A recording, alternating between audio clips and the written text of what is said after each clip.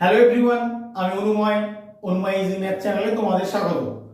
আজকে আমি তোমাদের রিজনিং থেকে 5টা খুব ইম্পর্টেন্ট ট্রিক শেখাবো, যেই ট্রিকগুলো তোমাদের পরীক্ষার জন্য খুবই গুরুত্বপূর্ণ। তাই তোমরা ভিডিওটা স্কিপ না করে প্রথম থেকে শেষ পর্যন্ত দেখবে, তাহলে ট্রিকগুলো সম্বন্ধে সুন্দর ধারণা তৈরি করতে পারবে। আমরা সরাসরি প্রবলেমে চলে যাব। ফার্স্ট প্রবলেমটা কি আছে তোমার দেখে নাও। তোমাকে এই মিসিং নাম্বারটা খুঁজে বের করতে হবে। যখন এরকম প্রবলেম থাকবে, তোমাদের ফার্স্ট কাজ হবে কিভাবে অ্যাপ্রোচ করবে সেটা বের করা। তার মানে কোন রোয়ের বা কোন কলামের সব এলিমেন্টগুলো বড় আছে সেগুলো খুঁজে বের করা। তাহলে আমি দেখবো প্রথমে রো ওয়াইজ দেখি। রো ওয়াইজ যদি চেক করি, আমি দেখতে পাচ্ছি রো ওয়াইজ এই এলিমেন্টটা বড়, এই রো এর ক্ষেত্রে এই এলিমেন্টটা বড়, এই রো এর ক্ষেত্রে এটা বড়, আর ফোর্থ রো এর ক্ষেত্রে এটা বড় হতে পারে, আশা করা যায়। তাহলে এই এলিমেন্টগুলো যখন বড় পেলাম, তাহলে আমাকে এই ওয়াইজ অর্থাৎ রো ওয়াইজ চিন্তা ভাবনা করতে হবে। কারণ আমি প্রত্যেকটা দ্বিতীয় নম্বর এলিমেন্টটাই দেখো বড় দেখতে পাচ্ছি। তাহলে আমি রো ওয়াইজ চিন্তা ভাবনা করব, এভাবেই করব। এই দুটো নাম্বার থেকে কি করে এই নাম্বারটা আসে তার একটা ট্রিক বের করব। একই রকম ভাবে এই দুটো নাম্বার থেকে এই নাম্বারটা বের করব। সেম লজিকে এই দুটো নাম্বারকে কাজে লাগিয়ে এটা বের করব। ওই লজিকেই কিন্তু তোমার এইটা বেরোবে। তাহলে আসো কি করে লজিকটা আমরা বের করব দেখে নিই। 26 আর 44 থেকে কি করে 54 আসতে পারে।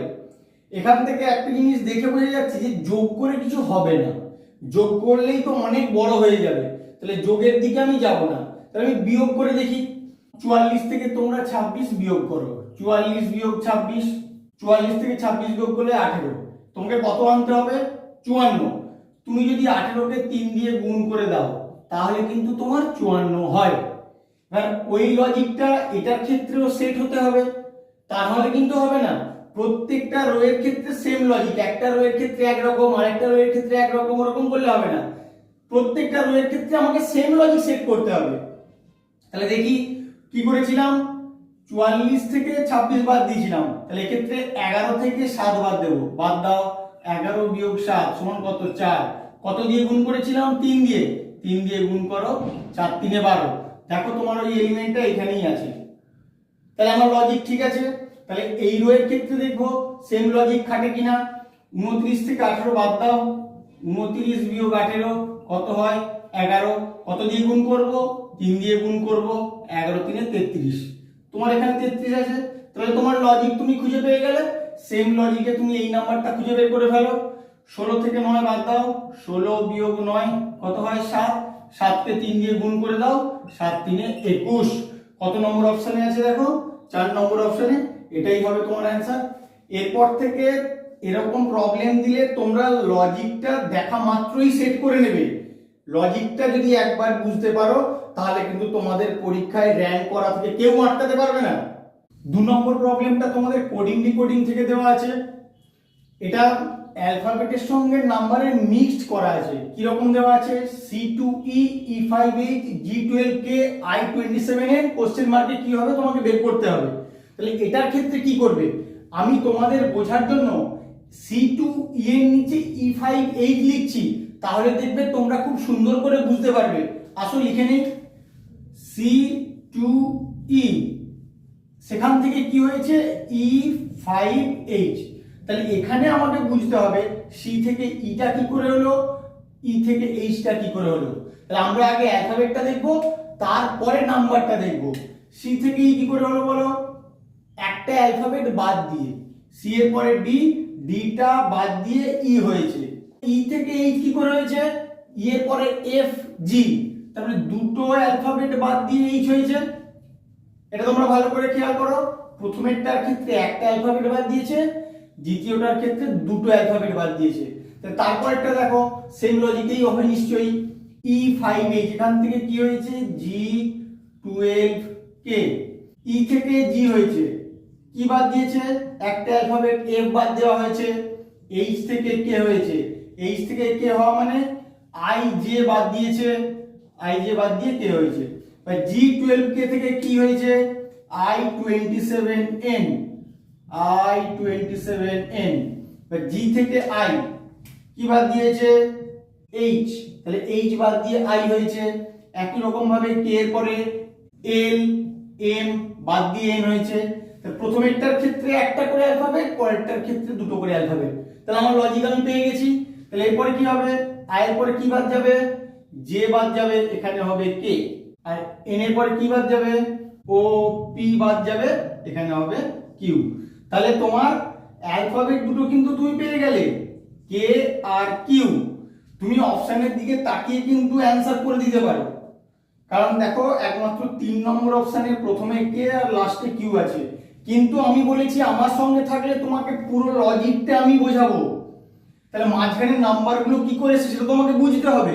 প্রত্যেকটার মাঝখানে 58 আছে, তুমি 58 হবে বুঝতে পারলে, কিন্তু কি করে হলো সেটা তোমাকে বুঝতে হবে। আমার সঙ্গে থাকলে আমি টোটালটা তোমাকে বোঝাবো, কি করে আসছে পুরো লজিকটা শেখাবো। তাই বলছি আমার সঙ্গে থাকো তোমরা। তাহলে 2 থেকে 5, 2 কে যদি আমি 2 দিয়ে গুণ করি তার সঙ্গে 1 যোগ করি তাহলে দেখো আমার 5 হয়। তাহলে 2 থেকে আমি 5 পেলাম। 5 থেকে 12, এটা 2 থেকে 5 এর জন্য 5 থেকে 12 কি করে হবে, 5 কে যদি 2 দিয়ে গুণ করি তার সঙ্গে 2 যোগ করি, 5 দুগুণে 10 আর 2 12।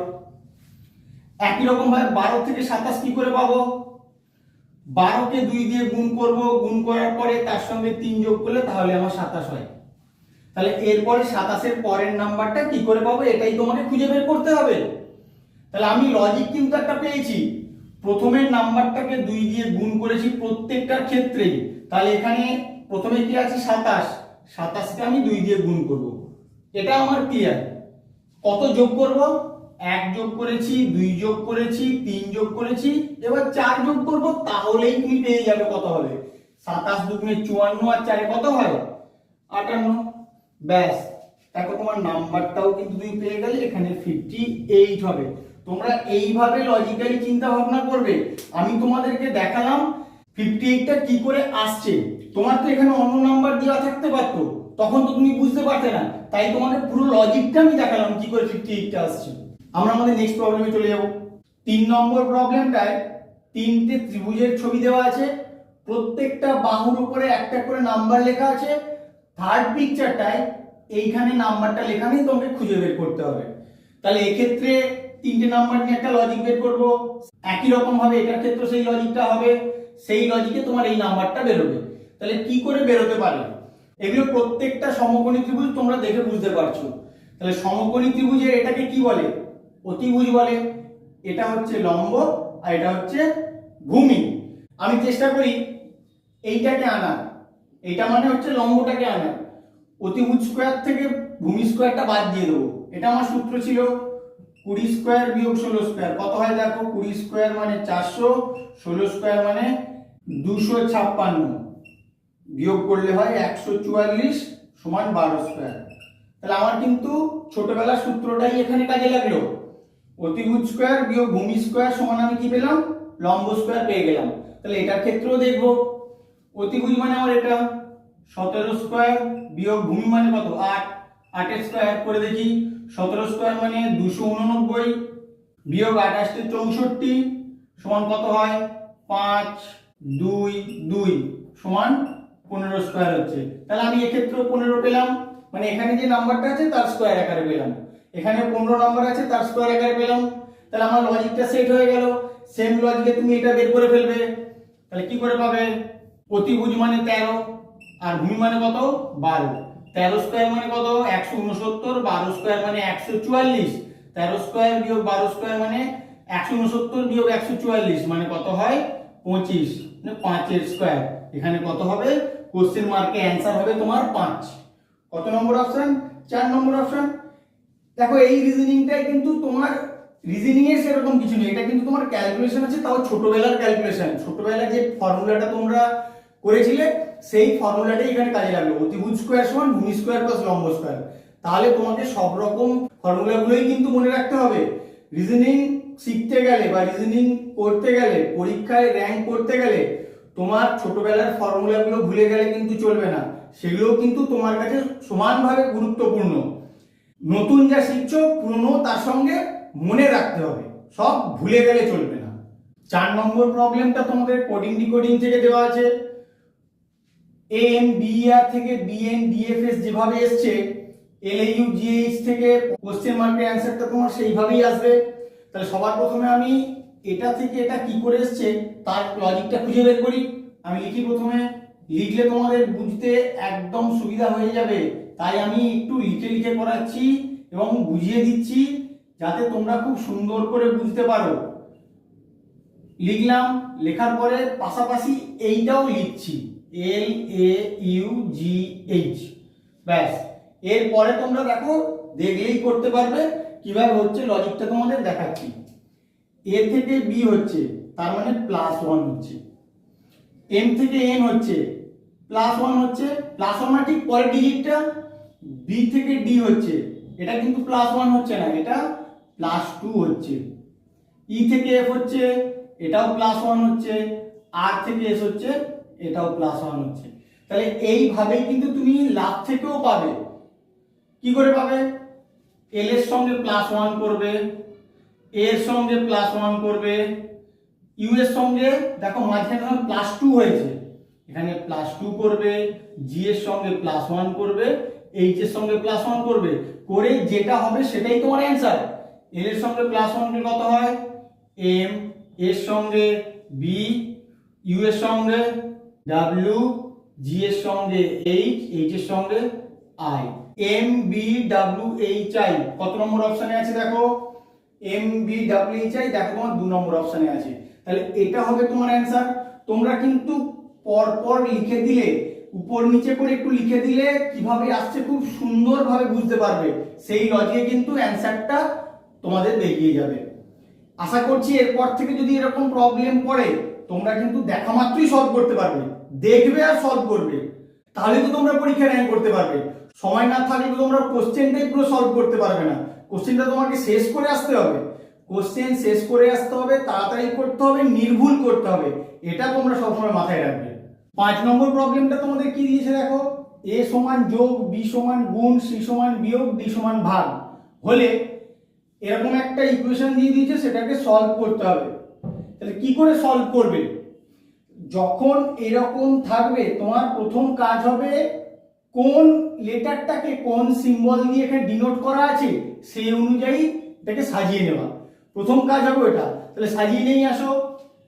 13 ব্র্যাকেটটা আমার থাকবে, বি মানে কি দেওয়া আছে? গুণ, গুণ লিখে দেবো। 9 থাকলো, ডি মানে কি দেওয়া আছে? ভাগ, ভাগ চিহ্ন দেবো। 3 এ মানে কি আছে?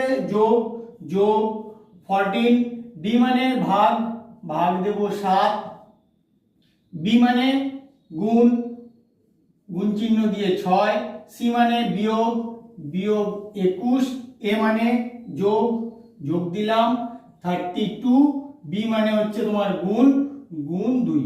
ব্যাস, এবার তোমার সরল আকারে চলে এলো। এবার তুমি বদমাস রুল কাজে লাগাবে। বদমাস রুল আশা করছি সবাই জানো। সেই বদমাস রুল কাজে লাগিয়ে শুধু সলভ করলেই তোমার অ্যান্সার চলে আসবে।